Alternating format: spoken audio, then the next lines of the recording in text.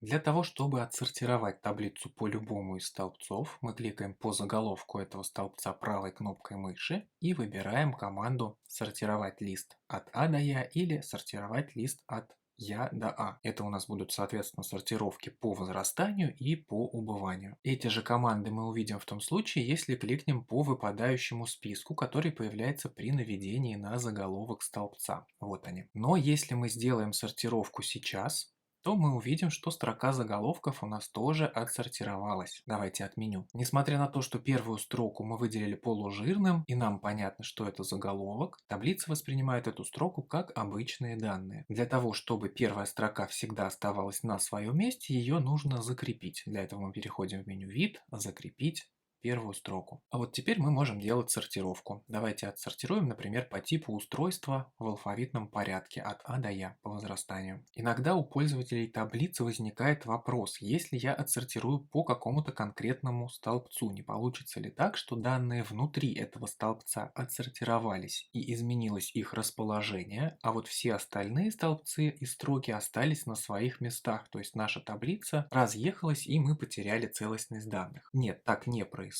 Как мы увидели только что, таблица отсортировалась полностью. Но такой вариант сортировки тоже возможен. Если мы хотим отсортировать данные только в каком-то выделенном диапазоне, ну, например, в столбце «Производитель», при этом мы хотим, чтобы все остальное осталось на своих местах, мы выделяем нужный нам столбец, переходим в меню «Данные». Здесь мы сначала видим уже знакомые нам команды, они здесь дублируются. А вот чуть ниже мы видим еще две команды: сортировать диапазон по возрастанию и по убыванию. При выборе одной из этих команд отсортирован будет только выделенный диапазон. В нашем случае это столбец B. Давайте это проделаем. Увидели, что столбец B отсортировался, остальные данные остались на своих местах. Давайте отменим эту сортировку, чтобы вернуться к исходным данным. В более продвинутом варианте сортировки мы можем настроить сортировку сразу по нескольким столбцам. Например, мы будем сортировать данные по производителю в алфавитном порядке, но внутри каждого из производителей у нас также есть разные позиции. Вот, например, у этого производителя есть планшеты, у него же есть телефоны, может быть, еще что-то есть. То есть мы хотим, чтобы в рамках каждого производителя, внутри этого производителя тоже была какая-то логика сортировки. Например, по типу тоже в алфавитном порядке. Далее, в качестве третьего уровня сортировки мы можем, например, захотеть, чтобы все отсортированные в рамках каждого производителя телефоны шли в алфавитном порядке по наименованию модели или по какому-то еще принципу. Для того, чтобы такую сортировку организовать, мы переходим в меню «Данные», и нас интересует команда «Сортировать диапазон». Сейчас она не активна, потому что не выделен диапазон для сортировки, то есть предварительно нам нужно выделить те данные, которые мы хотим таким образом сортировать. Я выделяю всю нашу таблицу, снова возвращаюсь в меню «Данные», команда теперь активна, выбираю ее «Сортировать диапазон». В открывшемся окошке первое, что мы можем указать, это есть ли у нас строка с заголовками. Если строки с заголовками нет, то значит первая строка тоже должна быть отсортирована, и здесь мы видим столбец А, столбец Б и так далее для сортировки. Если мы эту галочку поставим, то из первой строки у нас будут подтянуты названия столбцов, и мы видим вместо столбец А, Б, С название этих столбцов. Сортировать мы хотим по производителю в алфавитном порядке. Это наша исходная сортировка. Чтобы добавить еще один уровень сортировки, я кликаю «Добавить еще один столбец для сортировки». И здесь мы можем указать, по какому столбцу далее внутри производителя мы будем сортировать. Нас устраивает столбец тип, пусть он тоже будет в алфавитном порядке. Добавляем еще один столбец. И на третьем уровне давайте будем сортировать по стоимости, но теперь по убыванию. Любую из добавленных сортировок мы можем удалить, если она оказалась лишней. Нажимаем для этого на корзинку. Но если мы добавили те сортировки, которые нас устраивают, нажимаем кнопку «Сортировать», и наша таблица отсортирована. Сначала по производителю. В рамках каждого из производителей